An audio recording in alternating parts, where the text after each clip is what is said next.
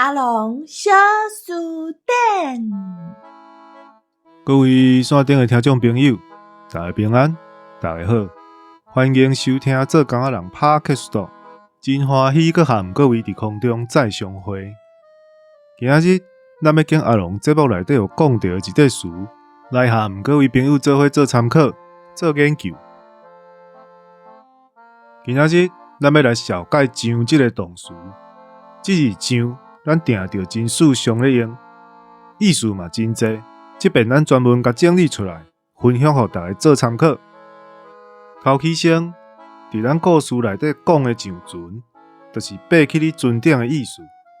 上车、上架、上楼、上眠床、上台演讲，拢是同款的用法。上嘛有去一个所在的意思，像讲上街、上工、上官府等等拢是。上路就是讲要出发，要去行。上山头一般毋是去爬山哦，是要甲梦者扛去山顶台。对台语还袂遐熟手的朋友爱细字，若无会去互笑。搁一种是登记、记录的意思。上孝就是爱甲孝记入去孝谱仔念。摕一个例来讲，昨昏阿明摕肥料钱来，你敢有写起来？无呢，昨昏就无闲甲雾煞煞。还阁好，你有甲我问，无要紧，下几日爱上铺哦。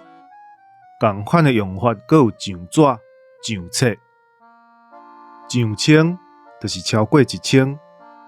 我食这个头路已经上2冬啊，毋过拢无甲我调薪水，想着就怨切。安尼，凡事就爱去找看有待遇较好的公司无。阁有一句俗语，上涉就袂劣，嘛同款是超过的意思。上身是讲神明、邪灵来活伫身躯顶，若是上重，一般是咧讲神明来活，毋是邪灵。嘛有人是讲上机、起重。上目是看到会介意，上手是咧讲工课也是技术已经会当出师。学甲真牛啊，掌握甲真好安尼。上脚甲上手差不多是同意思，毋过上手阁有另外一种意思，就是摕伫手呢，像讲物件上手，咱要出发啦。你这买款，就等甲伊工课拢收煞，才通互伊。若无伊钱若上手，凡事互你足无人。安尼，咱今仔日的阿龙小书店就小解到这，请各位听众朋友继续甲阮支持甲鼓励，有闲阁来哦。